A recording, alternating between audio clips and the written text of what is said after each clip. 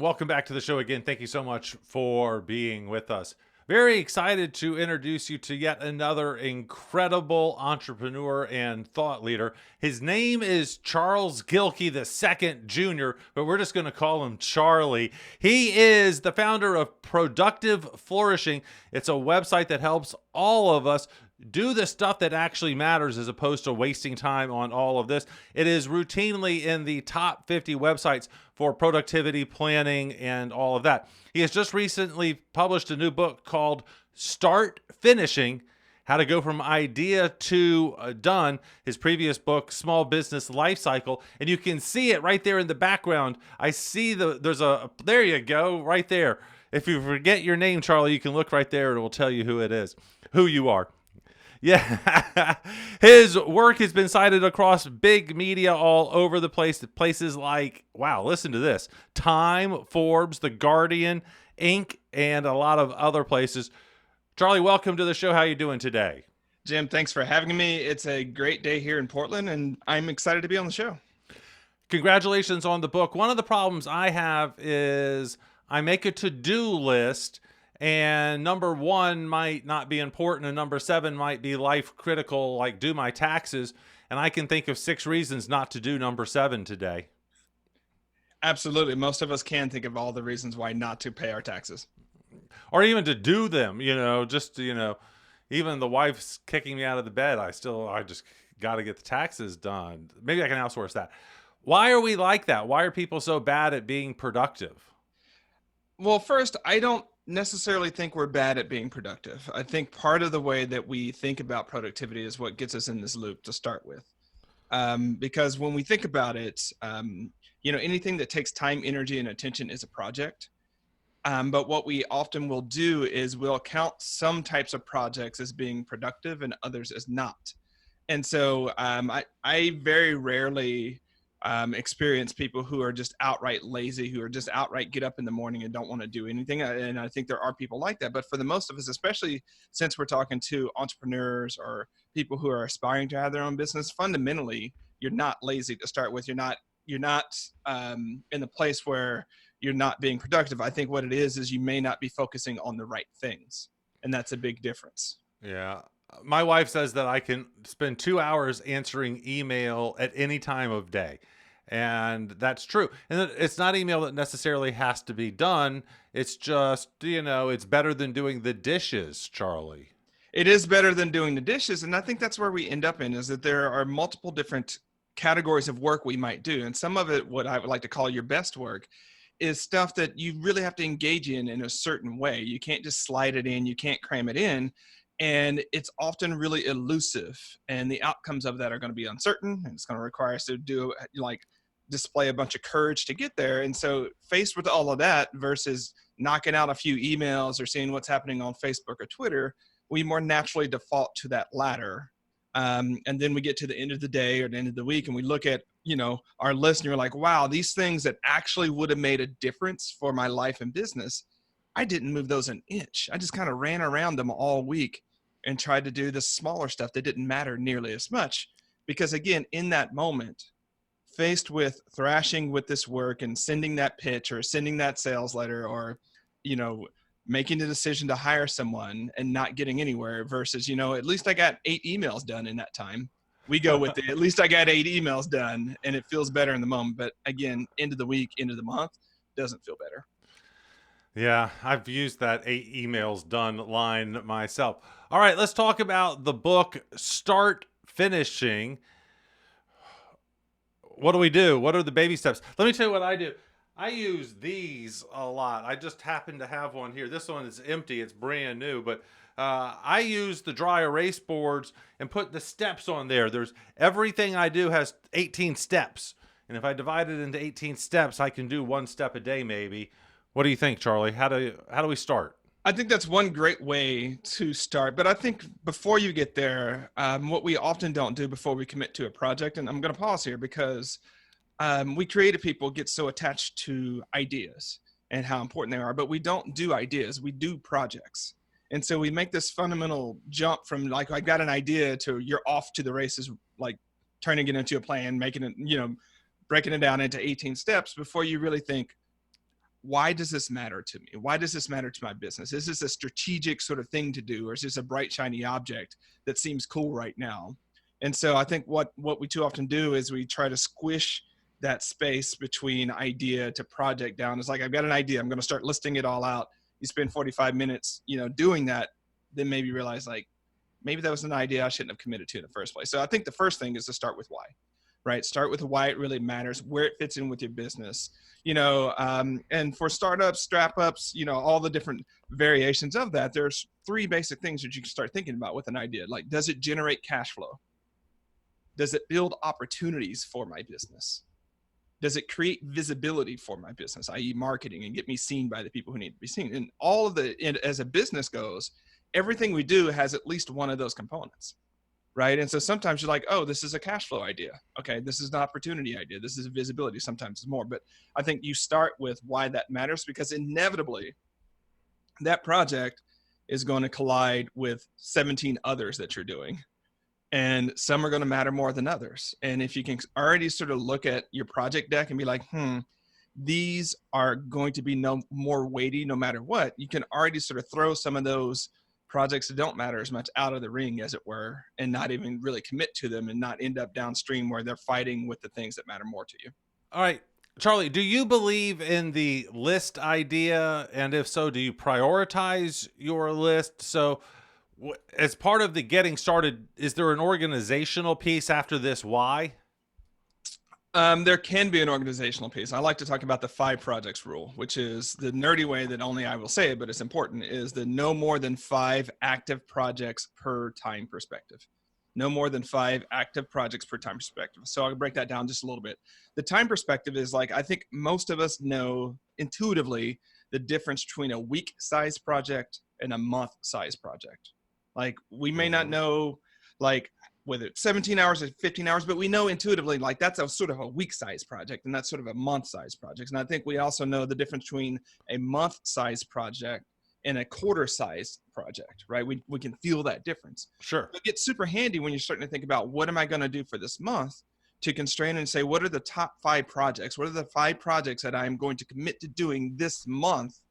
And then you can start that chunking process that you mentioned now. Like, when you say, okay, this week, based upon those 5 projects, 5 month size, when I break those down into week size projects, this week, what are the 5 week size projects I might be able to do? Now, why 5, you may be thinking?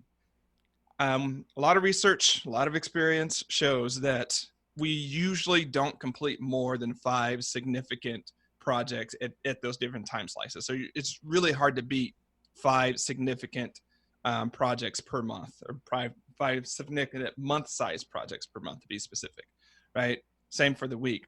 So if you already know you're not going to complete that more than that, why not constrain your deck so that you focus on the projects that you can complete during that time? Because all that additional projects, those 17 projects that you're carrying, 12 of them are not going to get done. We know this, right? So we can go into it. So it makes this process of prioritization and listing so much easier, because you're not looking at that list of 17 and every damn day trying to decide which of those you're going to do. You've already done that pre-calling. Then it makes it so much easier. Like, it's Tuesday. This is the day that I normally spend for writing. So I'm going to triage my writing projects for this particular day. So it just makes it easier to both estimate what you'll be able to do, prioritize, and actually get those things done. And 5 significant projects completed per week or per month or per quarter puts you well ahead of most of the people who are just committing to ideas but not actually seeing them through. So then, do you schedule work? You're saying Tuesday is project 2 day, something like that? There are different ways of doing this. I advocate for people to look at their schedule and see like which days of the week might be better to do things. So from an entrepreneurial perspective, you might think Monday and Thursdays could be really good day for sales, right? Sales. I would think so. Yes. Right. And so, on those days, like, okay, these chunks of time that I have in the meetings that I set up, I'm going to focus those on sales. So I'm in that mode all day and getting it done. But what that does, it does 2 helpful things for you, Jim. Whenever you have sales related ideas and it's not a sales related day, you know where to put those ideas. Those are going to be a Monday or a Thursday, right? And you can start to figure out how much time and space you actually have, because if you see, wow, I got way more sales stuff that I need to do than I can do in those 2 days, You can Good say, I point. need another day to do that. Or if you look at it and you're like, I spent half the day, but then I didn't have anything to do. Well, maybe you don't need 2 sales days, right? Maybe you can reorganize that time so that you say, oh, I need, that the time that I used to say was for sales, I actually need to spend on marketing. I need to create some assets. I need to create some things that generate that awareness so that I can sell something. So I'm going to split those days. And so it's a really useful way, because what we want to avoid, Jim, is waking up on that Monday morning or that Tuesday morning being like, what am I going to do today? Of everything. I've got all the things to do today. And you're like, you know what? Today it's sales day. What are all of the different sales actions that I might need to take? And then it's really helpful when you do your daily planning to sort of quantize your day into 2 types of tasks, right? You've got your 2-hour blocks of time that you'll need, and you've got your 15-minute blocks of time that you'll need. Turns out, for those emails that we really do need to get into that require a thoughtful response, those are going to take you at least 15 minutes. People don't believe me, but if you time yourself, you'll see that on average, they're going to be in that, 12 to 20, but we can just call it 15-minute range. And then there's some things like, I don't know, maybe recording, finishing, editing a podcast that might take, chunks of 2 hours for you to make significant project on it. So you can also do this other overlay. It's like, okay, I'm going to give myself a couple of what I call focus blocks. Those are those 2-hour blocks of time where I could really put my head on, not be distracted by everything going on, not be on Facebook, email, Slack, whatever, and just get that work done on those days. So you end up with this double matrix, Jim, where it's like Monday, I've got 2 focus blocks. I got some sales assets I need to create. That's great. And I can stack the rest of the afternoon with the calls and the emails. So yeah, that's how you can do that. And you can sort of think of what's all the place. So if you've got a growing team, you might need a management day where you just have those meetings where you're doing the how your project's going, or maybe it's a team development day where you just schedule that day. So it's like you're talking about performance, you're talking about how people are doing, and there's a time and a space for everything. And if you realize that there's not time and not space for things, you can start making better plans against that, as opposed to just assuming you got to work faster, harder, smarter.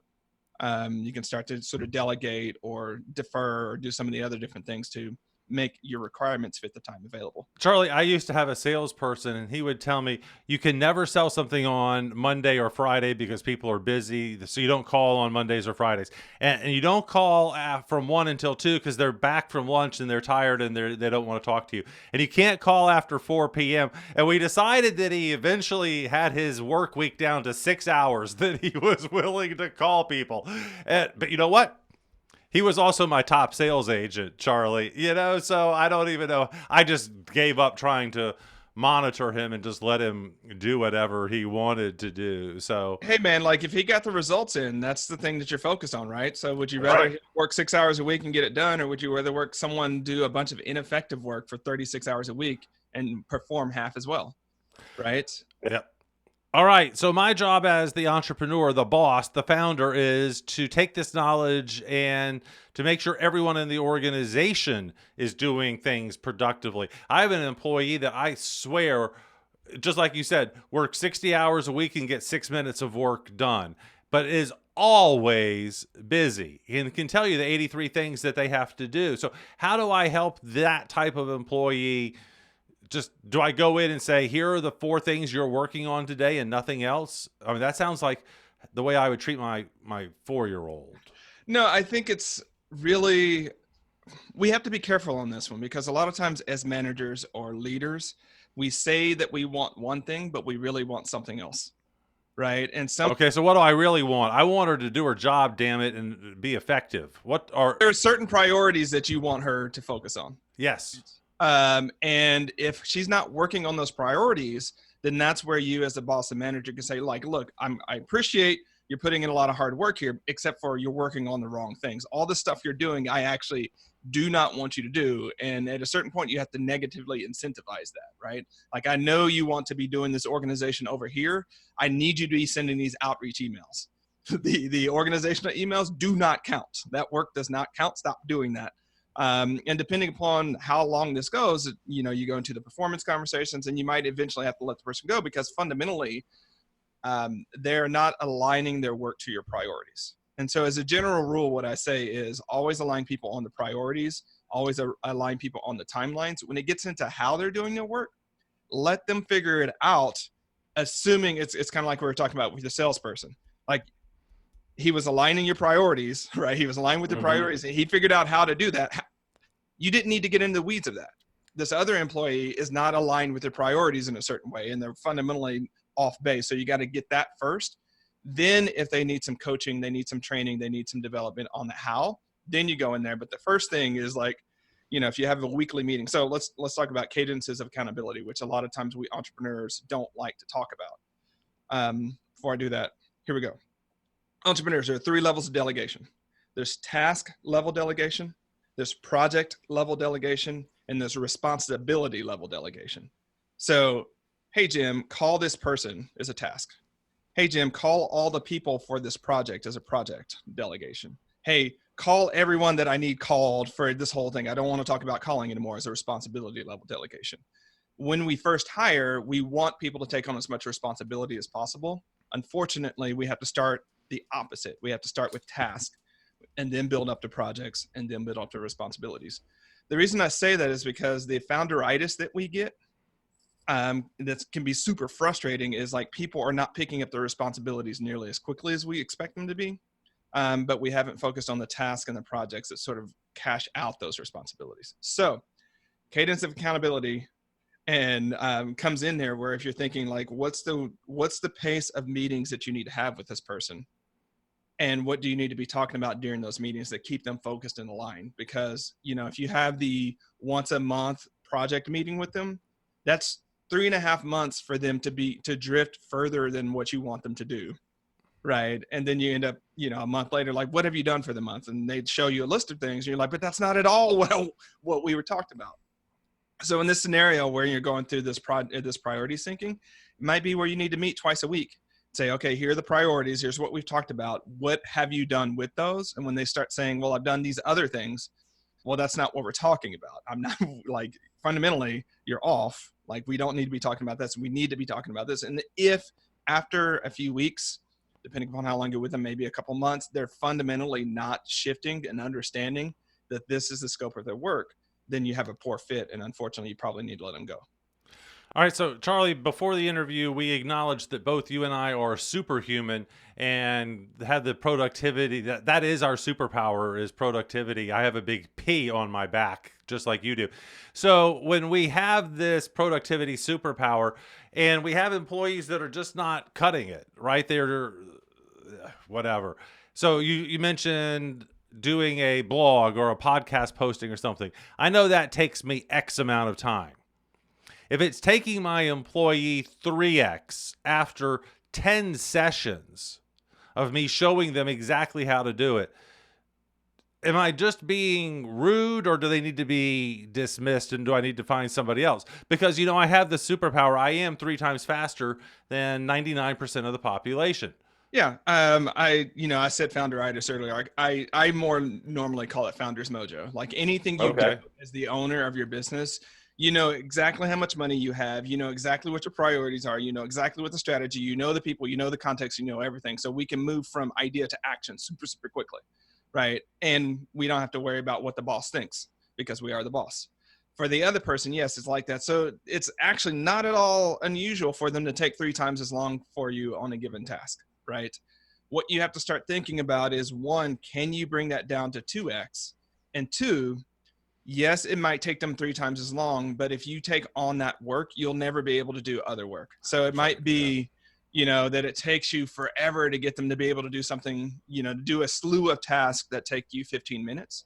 But if you don't train that, you will be forever stuck with that pile of 15-minute tasks. And in my experience of working with entrepreneurs and as an executive coach as well, like it's not the really huge projects that have us buried. It's this heap of 15-minute tasks that we get stuck in this calculus of like, well, it's going to take me 45 minutes to tell them how to do the 15-minute task. Right. Why would I do that without saying like, wait a second? No, that means the whole heap I've committed to doing forever to drive my business forward. Yeah. Charlie, how do we find out more? Follow you online, find out more about productivity, flourishing, and get a copy of the book. Get a copy of the book. You're going to go to startfinishingbook.com. We have a free sample chapter, so you don't have to buy before you try it. You'll see what the book is about there. It really does help you go through a 9-step process from going from idea to done. That's also going to be on my website, productiveflourishing.com. And that's where my work is. And I'd love to hear from you and say you heard me on the show. Great. Charlie, thank you so much for being with us. Great information. And I hope you'll come back soon and hope the book sells well for you. Thanks, Tim. Thanks for having me.